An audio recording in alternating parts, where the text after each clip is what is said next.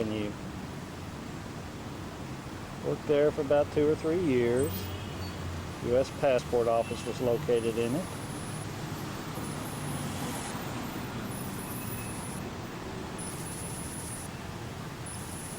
We're going to walk on down to in front of the White House now and square where we used to eat.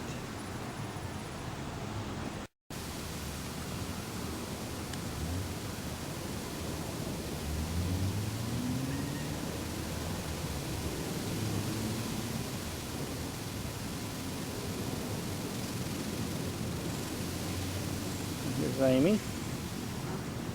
We used to eat lunch here in McPherson Square lot. It's right across the building. There's the building which I used to work. The square is blocked off, and this is where I used to eat dinner a lot from work. I used to come over here and eat a lot. They were having a ceremony when I walked up, and I'm not sure what it is. Maybe.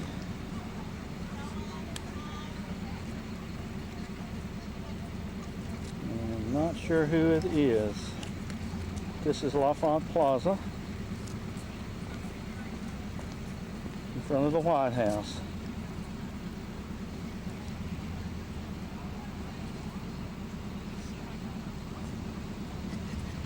We missed the ceremony, but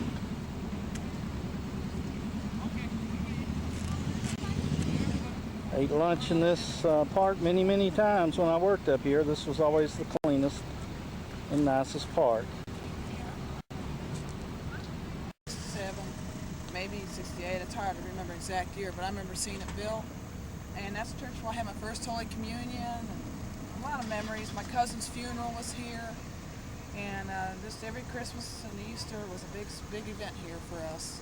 And we could just walk from our house, and the house is right over here in the woods.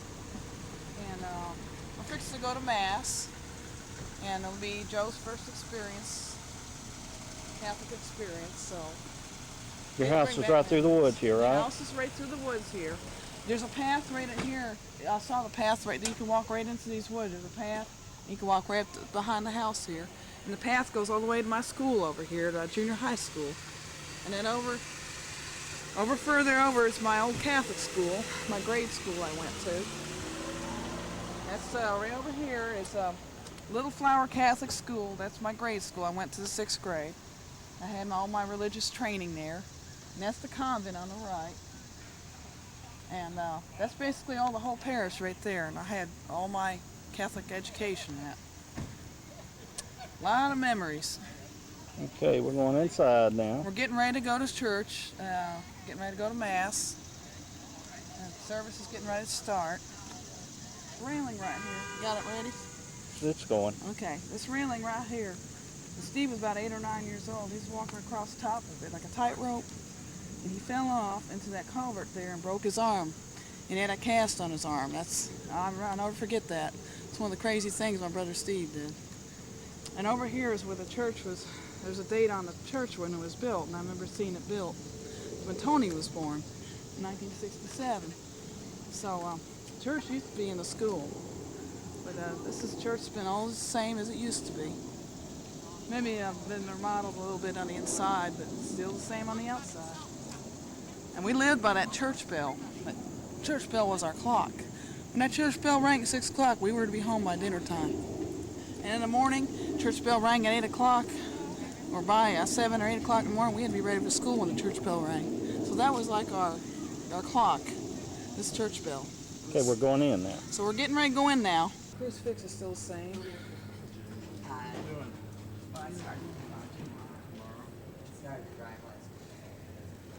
This was my church. Beautiful. Sorry. Oh, that's okay. This is the church I grew up in. This church has a lot of memories. They took the overhead lights out. It used to be some hanging lights in here. And they put new carpet in. The carpet used to be real bright red.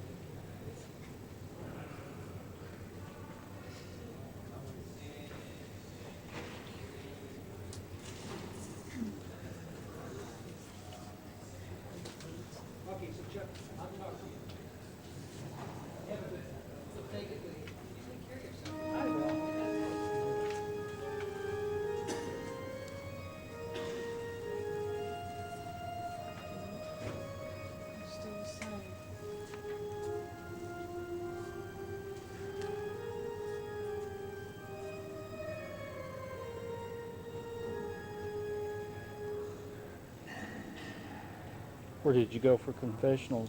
Right here, behind you. Oh, These are the okay. confessionals with the curtains. This is where we had our confessions.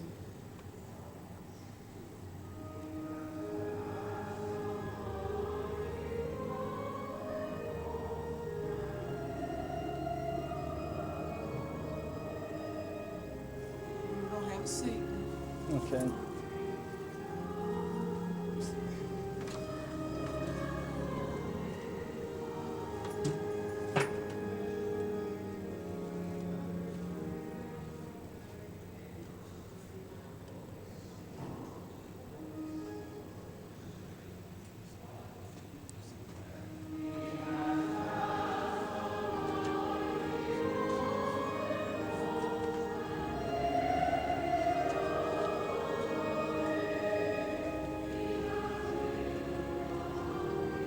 For 6 years, little flower school, Catholic school. This is the convent where the nuns live, and this is the school I went to. Looks like they remodeled, put new windows in, because the windows all used to look like the ones right on the end, so it looks pretty well kept up. Looks real small. This is the playground down there where we used to play, and on the other side of the school is the playground with first graders and second and third graders play. This is where I had my Catholic education, where I have a lot of memories. Wore the little uniforms and obeyed all the strict rules. Over here is where we lined up for our first Holy Communion in our little white dresses. And the boys all dressed up as well. And I'll never forget that. All lined up, get ready to go in. It's when the nuns Wore their habits, and some of them still do to this day. And they were real strict. I could see the Channel 20 TV antenna from here, on the other side of the woods. And this is the parking lot where we parked for church. Normally we just walk because our house is around the other side of the trees. These are all the woods that I used to play in. On the other side of these woods over here is my school, junior high school. That's when I went for the 7th and 8th grade. And I only went for 2 years because we moved to Florida after that. And there's the steps where we went down on the inside. And this is the yard I used to mess around in sometimes after school. And they cut a mess back there, and I got trouble for it. They used to have beautiful rose garden. You never got in trouble, did you? No, but I messed around with the bench and turned it over and stuff. You turned the bench over. Yeah, and it broke. They never found out about it. Oh, they didn't know who did it. Now I've got it on tape. Me and some kids were up to no good over here. My mom never found out either. Okay, well, we'll walk down. Okay. Get the front of it. So that's Massachusetts Avenue. Massachusetts Avenue. I couldn't say it then, Massachusetts. The playground here on the other side of the school, where my first grade classroom was. And they did not have any of those equipment there back then. We didn't have anything but our jump ropes and our jacks, our Barbie dolls, and whatever we brought with us to play with. And there used to be a circle painted on here, and just everything just changed. But that was first grade. Sister Elizabeth was my teacher, and second grade was a little on down, a couple doors down, in third grade. It's all down. That's where I remember my first grade. And this was a gym right over here where we had gymnastics and that was not very often. And these were the woods we were forbidden to play in. That fence was not there. So this was my elementary school, and where we used to have recess. Massachusetts Avenue. Massachusetts Avenue again. Yeah. The convent is right around the corner on the other side, on the other side of the school there, on the left side behind the trees. There's no way around the building here? Yeah, there's a way around there. To the woods, and the backyard you see is on a hill. I could see the patio where Dad had added on, and where he had fixed up the rose garden and everything. It still looks real good. Still see the same chandelier we once had. Same one. It's in the dining room. And the other picture window on the left is the living room. That's where our living room is at. I'm going to get a better picture of it from here. My This was my playground back here. This is where I used to spend a lot of playtime in my childhood. This was my utopia, so to speak. I used to dig up bugs and all kinds of stuff in this ground and bring them in the house and freak my mother out. And there's your church right over there. My church is right over here, and that's just our house again. You can see the basement window, and you can see the French doors to the basement. And you can see the little window to our little room they added on. And you can see our screened-in porch we had on the end there. And the Ryans used to live right next door to us right here. This other Ryan, the other Ryan family that lived. Irene Ryan and her husband lived right over here. Their kids were grown, and they were real nice people to us. And we'll walk on up to your other school. Yeah. Sure had a lot of memories of this school. I had more fun in this school than any other school. And you went all the way through high school? No, I just went up to the 8th grade, and then we had to move to Florida. Oh, yeah. Until 1976. I was in 8th grade in 1976, and till June of 1970. Well, no, I take it back. It was May 1976 we moved. Right And down that there was is my your high last year. school? Yeah, junior high Junior school. high school, man. It was Western Junior High is what it was then. They probably changed its name now. Okay, But I we'll had a walk down lot there. of junior high school. I went there for the 7th and 8th grade after I left Little Flower. And the school now looks completely different than it did then in the 70s. It was really old looking, and they had a metal awning over the sidewalk as you walk in, or the walkway. It just looked all different. Anyway, this was my junior high school where I had a lot of fun in. And the kids I remember very well more than anybody since I've been here. And that down there is where they picked the kids up. But this is the 7th and 8th grade, were my last 2 years here in Washington before I moved to Florida. And you worked there for about 2 or 3 years. U.S. Passport Office was located in it.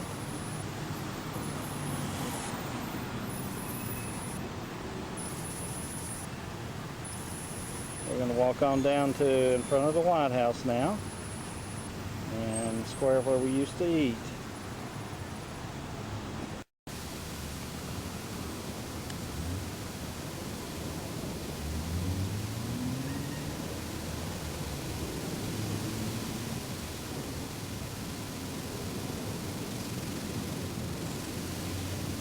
Here's Amy.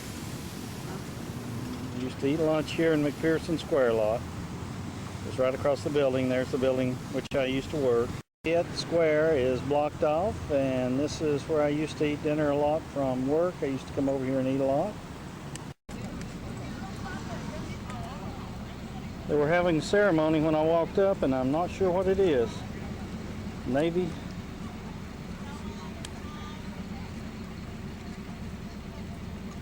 I'm not sure who it is. This is Lafayette Plaza in front of the White House.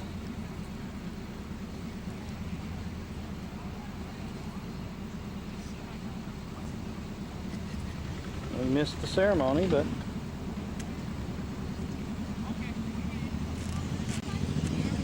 ate lunch in this park many times when I worked up here. This was always the cleanest and nicest park.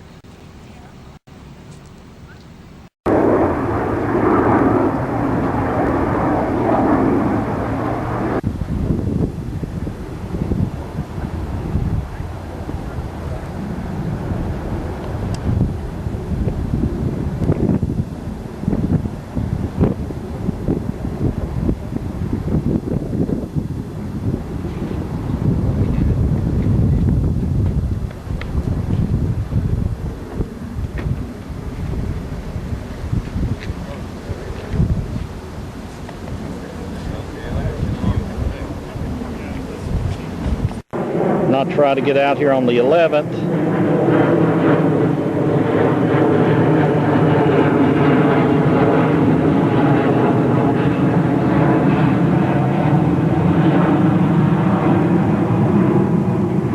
Brother George, and we commit his body to the ground, earth to earth, ash. Pan around here from where he is. You'll see the Pentagon there.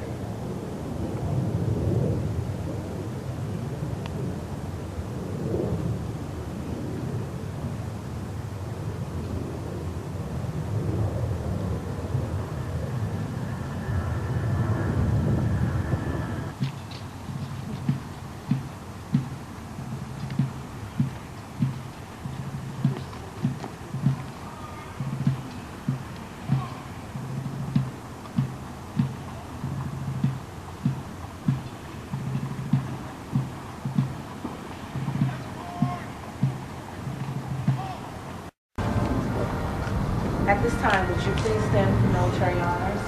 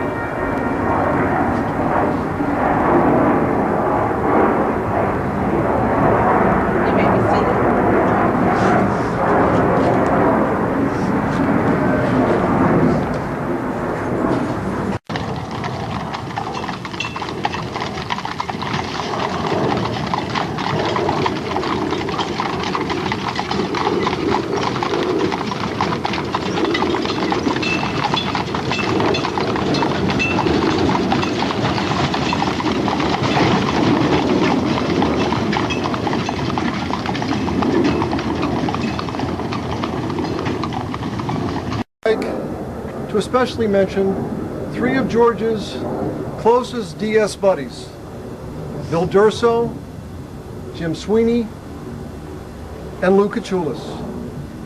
They shared intimately the joys and sorrows of his life. Bill Durso summed up George's life in these words, and I'll quote here, "He was a great guy, personally and professionally," unquote. It is the ultimate compliment to be paid by a fellow agent who worked with George often in life-threatening situations. George was known to us all as an outstanding agent.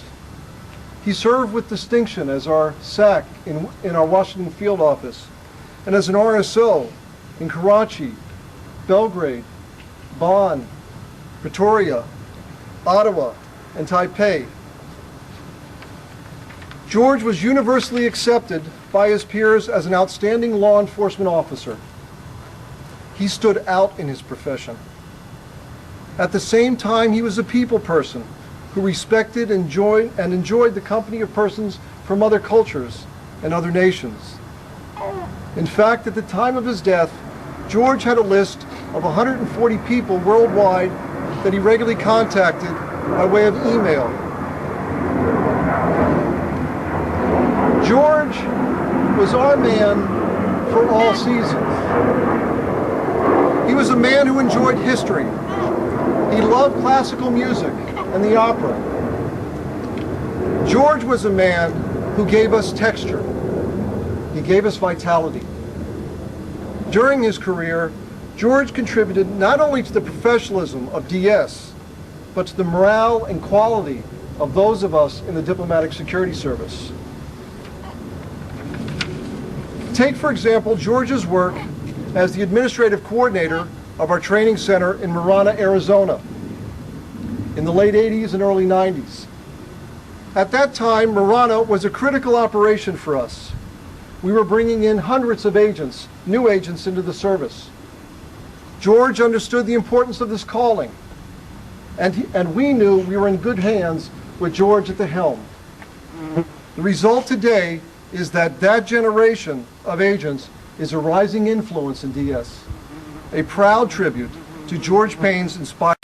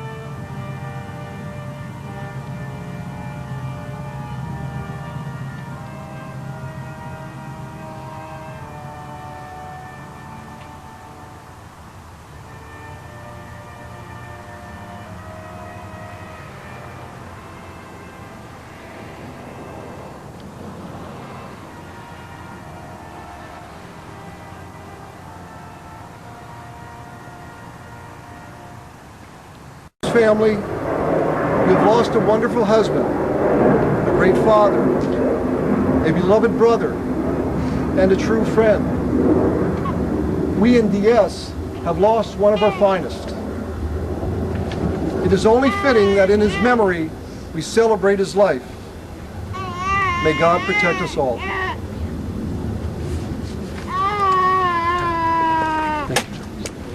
These are remarks for your safety. Thank you. George, that flyover was for you, buddy. You set it all up. And I love you. We'll be thinking about you all the time. And I know you're a Redskin fan and you're back in Redskin territory. God bless you, George. We'll miss you. Thanks for the free drinks, George.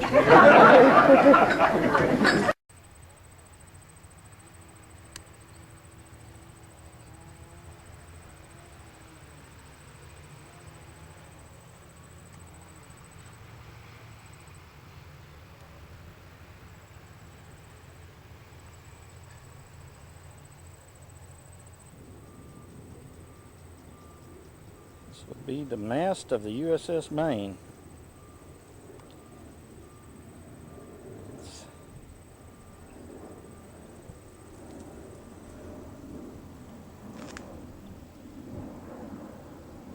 Maybe in the sun. I don't know whether we can see it or not.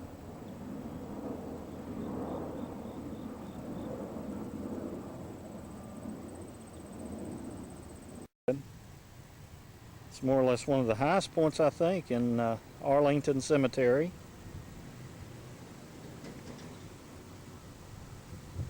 And it does overlook the Pentagon and Washington, D.C. area. You can see through here the Pentagon in the lower part of the screen.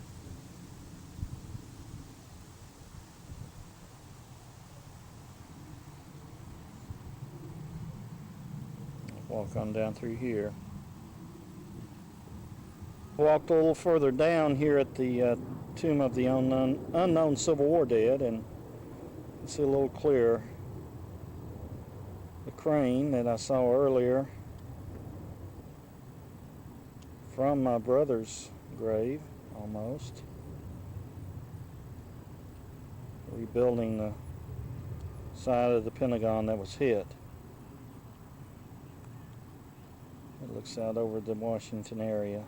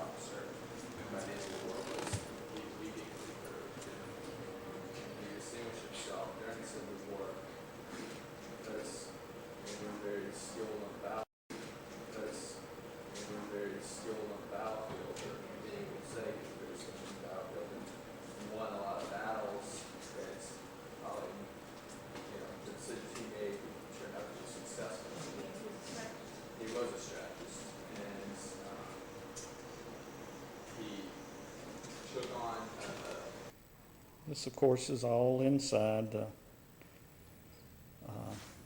Robert E. Lee Memorial House.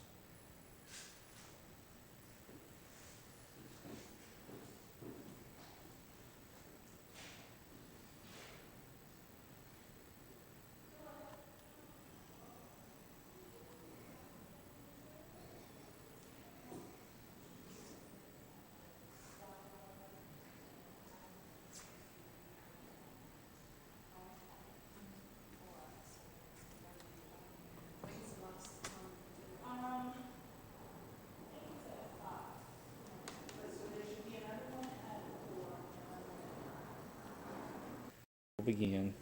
And this is Great Falls, and it's beautiful out through here today. Today's going to be a very nice day for us to walk, so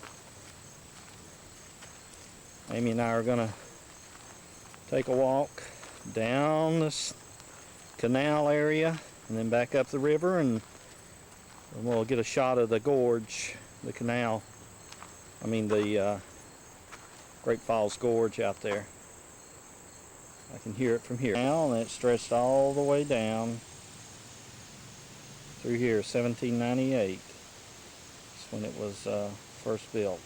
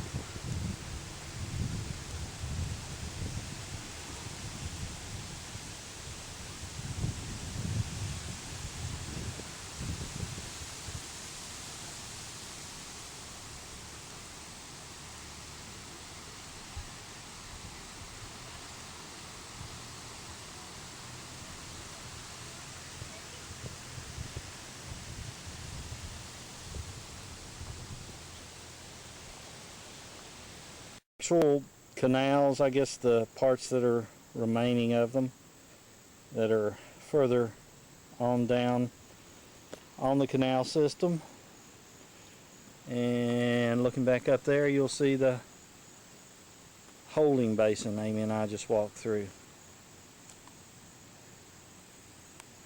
Beautifully preserved part of it. About the only part that's been preserved, it looks like. Maybe to close to being natural. How you doing? A little hot. It's supposed to be cooling off tonight. We'll probably have a fire, hopefully, back at camp when Tony and Natalie come over.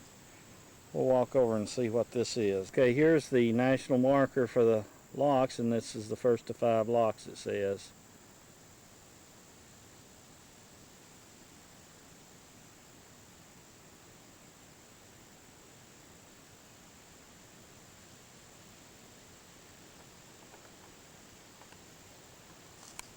And Amy's standing at the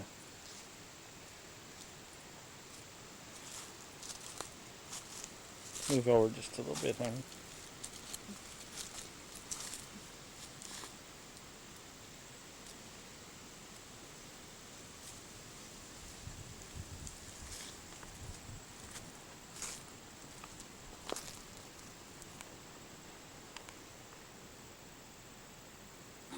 This is a park that I remember when we lived here in Washington very much.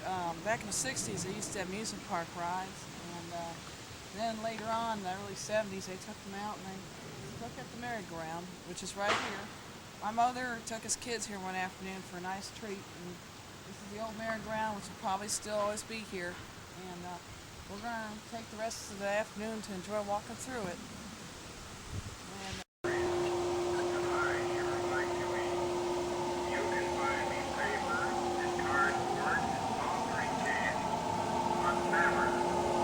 still here.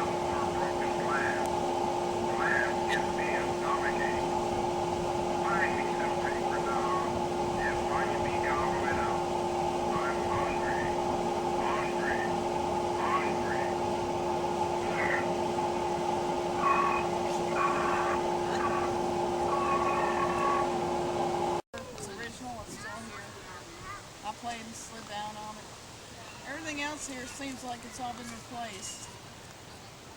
But there was an actual simulation or reproduction of an aircraft that I climbed up into, which was about 6 feet off the ground. I climbed up to the back of the fuselage, climbed through it, and jumped out the other end.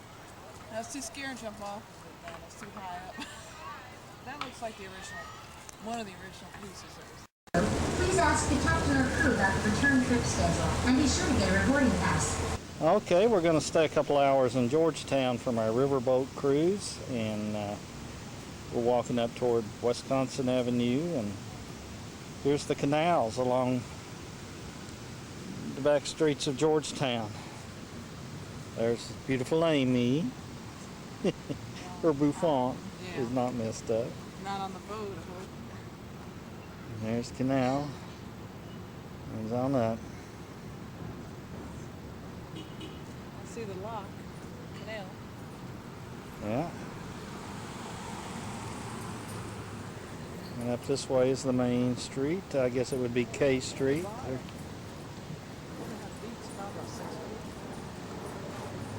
We're going to walk on up. There's the lock. Yeah, there's the lock.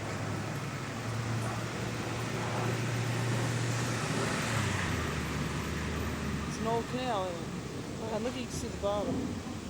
Seaweed. There's a fish. Looks like a bluegill. That's a bluegill. Water. I wouldn't want to swim in it. It's very nasty looking. It's stagnant.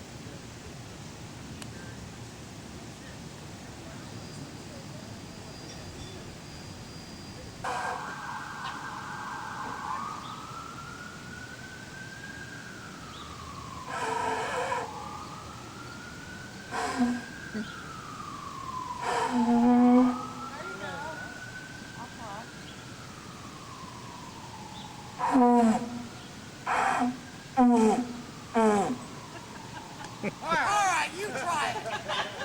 Get over here, lady in blue. Get over here. You try it. Are you a horn player? Alright, you're good. Wait a minute.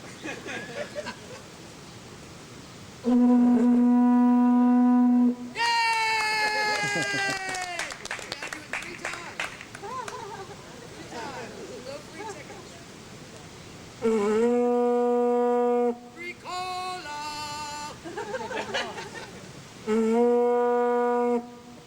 Very good! Alright, can you yell at these people? All right, welcome to Chesapeake and Ohio Canal National Historical Park. My name is Rufus, and I'll be your tiller. Do you guys know what the tiller does? Guides a boat. Well, I do that. I also tell you what to do. It's pretty funny, huh? I thought that about myself, actually. Well, there are a few main rules before you get on the boat. The first one, make sure you keep everything inside the boat. As you go up there into the lift lock, it's about a foot wider than the boat itself. The boat weighs about 15 tons. So when it bounces around, if you're hanging out or anything like that, you're going to get squished, and that doesn't feel very good. So make sure you keep everything inside the boat. The second rule, that piece of wood where Dave is sitting is called the raceway. It's called that because you race up and down it. And if you're leaning over like this, or your camera's on there, or something like that, we might kick it, we might step on it. And that's not good either, so make sure you keep everything off the raceway. There's 2 metal pieces over there with the ropes attached to them, and the 2 over there are called cleats. And as you can tell, these ones are working as our parking brakes right now, and that second rope is going to be attached to the mules. And when 2,000 pounds of mule pull against this 15-ton boat, it gets really tight. If your fingers are in there, they're going to shoot right off. It looks kind of neat, but it doesn't feel very good. So whether you keep your fingers on your hands rather than in the canal. And some other rules they would have if you were riding this canal in the 1870s would be no drinking alcohol, no smoking cigarettes, no gambling, no knife play or gun play or horse play, no hullablues or hootenannies, and most importantly, no criticizing the crew, all right? That's a very important one. So if you guys have your tickets, if you could tear the small part from the big part, and give the small part to our man Dave. This is a big long name for a great big long park. We run 184.5 miles from Georgetown to Cumberland, Maryland. Your first question should be, if you run from Georgetown to Cumberland, why are you named the Chesapeake in Ohio? In the 1800s, Georgetown was a major seaport dealing primarily in Maryland tobacco.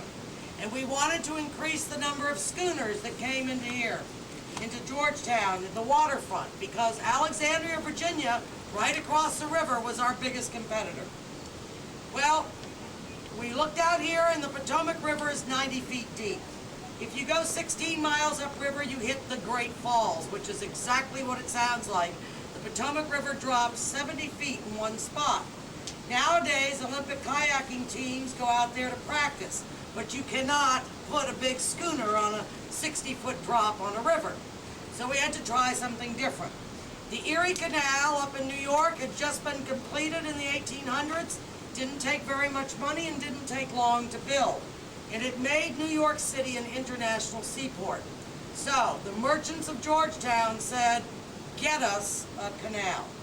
The reason the merchants said it was because in those days, the government did not pay for what were called internal improvements, roads, railroads, and canals. It wasn't mentioned in the Constitution, so it was illegal. But it was very important to improve transportation so that people would move out to the frontier and we could bring those raw resources into the factories. To show you how important the government thought a canal was, the President of the United States, John Quincy Adams, came to our groundbreaking ceremony July 4th, 1828. And it was a pretty glorious event. The Marine Band was there. The President speechified a little bit. He took that gold shovel and he went right into a rock. This was embarrassing because the President was a little man and people, his opponents, said he was weak. So he moved over a little bit and he did something gentlemen never did in the 1800s. He took his jacket off. And people were sort of looking at each other. He took that shovel. This time, it was a tree stump. This is embarrassing. People are laughing at the President of the United States. So he did something that nobody did outside. He rolled up his sleeves. And I mean, people were starting to get this look. And what he did next actually made ladies faint. It was reported in the newspaper the next day. The President of the United States unbuttoned his top collar button. He looked around for a soft patch of dirt and he picked it up. I assume he showed it to the press and he declared, perseverance! It was a good choice of words because it was going to take perseverance to build this canal, to operate it, and to change it into a national park. Now I know some of you are sitting there saying, oh my goodness, I paid $8 and this woman is sitting at the dock running her mouth. That's what you thought? You sent those waves over here. I want you to know we've already started our journey. Now, which way are we going? We're going to go that way. Here is something you don't like to hear when you're on a boat. Ladies and gentlemen, we are going down. Look over there and see where the wet marks are on the stones. You see, the National Park Service put a roof on this boat. The original boats didn't have a roof. And with this roof, we can't get under that bridge to get into the lock. And so our captain, Rufus, has been lowering the water level so that we can get in there. The reason that we need to lower it, Georgetown, or need to get into that lock, Georgetown is at sea level. Cumberland, Maryland is 605 feet above sea level. And our mules don't mind pulling this boat, they just don't want to do it uphill at a 45-degree angle. So we need 74 lift locks to get us from Georgetown to Cumberland. And a lift lock is like an elevator for a boat. 74 of those will lift or lower this boat 605 feet. I know some of you feel sorry because the mules are pulling this boat. But I draw your attention to Rufus, our captain. How much do you weigh, Rufus? 150 maybe. 150 soaking wet, last time he fell in the canal. He's twice as stubborn as those mules, and look, he's pulling the boat all by himself, so. Way to go, Captain! And now, if you look up front, you'll see that one of our other crew members is pulling on a rope and pulling us into the lock.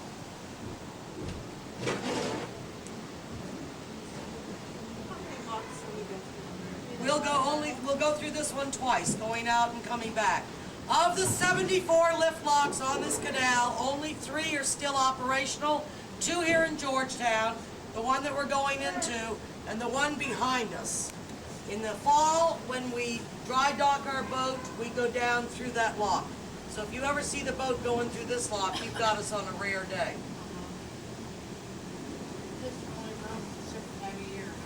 Certain time of year, yeah.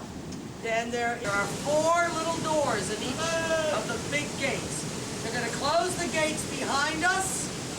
They're going to use a great big iron wrench called a lock key. They're going to crank on those iron rods, and they will open up or close the little doors at the bottom of the gates. In this matter, on the gates ahead of us, they're going to crank open 4 little doors and let 90,000 gallons of water in. Now, for you folks who have your cameras, if you promise to come back so I don't have to shout, you're more than welcome to go to the front of the boat on the left side to get where the water is going to come.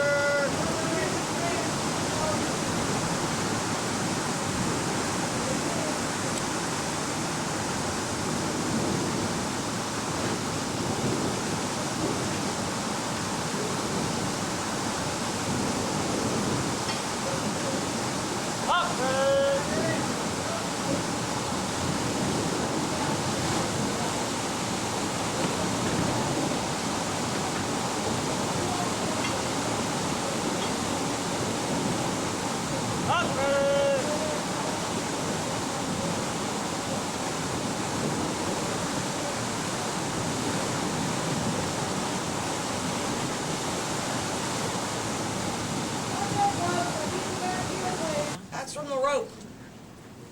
You get your finger caught in there between that and the rope and it's gone.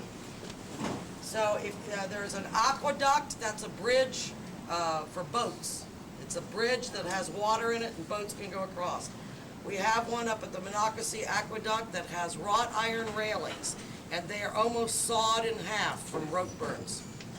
Wrought iron. But let me introduce you to the stars of our... She is about 25 years old. She should be retiring in a few years. Before she joined the Park Service, she was a rodeo mule. She used to run the barrel races. She has spent her entire Park Service career here in Georgetown, and nothing much flusters her. She's like a beat cop on Saturday nights when the bars get out. There isn't anything Frances hasn't seen. So she's real interested in doing her job, eating her hay, and going home at night. On the other side of that coin, on the right, is Ada. Ada is about 10 years old, and she was a farm mule before she joined the Park Service. She used to pull tree stumps for a living. And she really is a country gal. She does not like it here in the big city. This is her 2nd season in Georgetown, and she's still a little farmers who own horses or mules and they only own one of them will throw a goat in the barn for a barn buddy. In the old days, each boat carried 2 sets of mules. One set would sleep up front in the stable, while the other set pulled this boat for 6 hours at a time. So we are going to have to go across, they're going to have to go across the street, so that's why we're not hooking up for them now. Stable, while the other set pulled this boat for 6 hours at a time. So we are going to have to go across, they're going to have to go across the street, so that's why we're not hooking up for them now. We don't hook them up to a boat and then walk them into Georgtown traffic where everyone's talking on telephones. So we'll meet the mules in just a minute. Any questions about mules? Can the mule reproduce? No, they're sterile. Oh, okay. I just wondered. And I think in all of recorded history, there's been 53 mules born to other mules. You must have a horse and a donkey to get a mule. Female horse, male donkey. Do they breed them? Oh yes, they're very valuable. And what you want, if it's a bigger one, you just get a bigger horse. You know those great big like Clydesdales and stuff? Right. You could actually breed the donkey. Believe it or not, donkeys are very determined little fellas. So, either you just want a bigger mule. Now, it depends on what you want it for. If you want it like what they call sugar mules, used to work in the sugarcane fields, you want a smaller one. If you want a mine mule, you get a smaller horse. If you want a big draft mule, you get like a big Clydesdale horse. So, oh yes, mules are very, very valuable. These mules weigh about 900 pounds each or something. They're just... Mules are into self-preservation. A horse you could make do anything. A mule, if you ask it to do something, its first question is, what's in it for me? And so, if something is different, every time this boat, and the momentum going without having to really dig in and hurt their knees. Now, for you 3 gentlemen who will be working with a lot of tourists, our mules are trained, but they are not tame animals. Any farm animal, you know, if you see they see a bicycle running at them, or runners, or, you know, so they're going to be a little jumpy. We would prefer that people stop and let them, give them the right of way. Not because they're wild or dangerous or anything else, but one day I was walking the mules and a guy came down, lickety-split on a bicycle with handlebars like those ram's horns, and he wouldn't stop. And he caught his handlebars. Is to protect the mules from the tourists. There's something people want to rush up and touch them and pet them, and you know, these girls are working. They're not there. They're not. This is not a petting zoo. So we ask people to give them the right of way. Come and visit them anytime in their pens. We'll bring them over and introduce you, but don't bother them while they're working. So if you have any questions on that.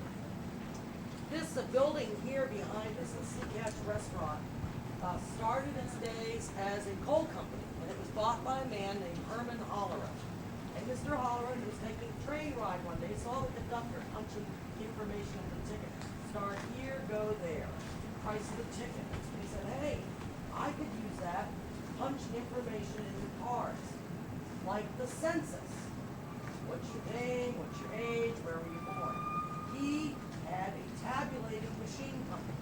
And he actually tabulated the U.S. Census, and when he sold his company, it became IBM. Right in that book. There's a plaque on that building commemorating that. This section of the canal was the most industrialized section. Down here we had flour mills, we had a rendering plant. That's after the slaughterhouse was finished with the beef. They would take the bones and the fat and burn them down and make candle wax and stuff. We had a guano dump. A guano, if you know what that is bird food. And ships would bring entire shipments of bird food, guano, and leave it on this block here. It was used as fertilizer for the farms up the canal. There was the flour mill, clothes, hang them up, and work at the same time. Men always look real blank, like they don't know what I'm talking about. The women all nod. They know, I did that last night. Maybe I didn't steer a boat, but I was doing all of that stuff. There's Key So Bridge, that's what the going under families Key did. Bridge. We do know from reading their journals, they would buy a picnic ham way up in Cumberland and eat on that for the trip. They ate boatman's bean soup. There were and still are a lot of turtles in the canal. They ate turtle soup, whatever fish they could take out of the Potomac, and whatever food they bought from the lock. Back in the 60s, they used to have amusement park rides, and then later on, in the early 70s, they took them out and they took up the merry-go-round, which is right here. My mother took us kids here one afternoon for a nice treat, and this is the old merry-go-round, which will probably still always be here. And we're going to take the rest of the afternoon to enjoy walking through it. And we'll share the memories with Joe. This is inside the carousel, looking through a window. Hopefully you can get some pictures without it Just like what I remember. reflecting too much.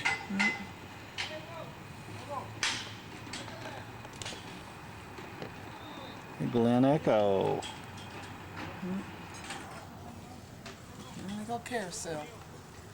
I rode that carousel with my mom, my brothers. Yeah, she took us on there. And they're working on something new here. It's gonna be.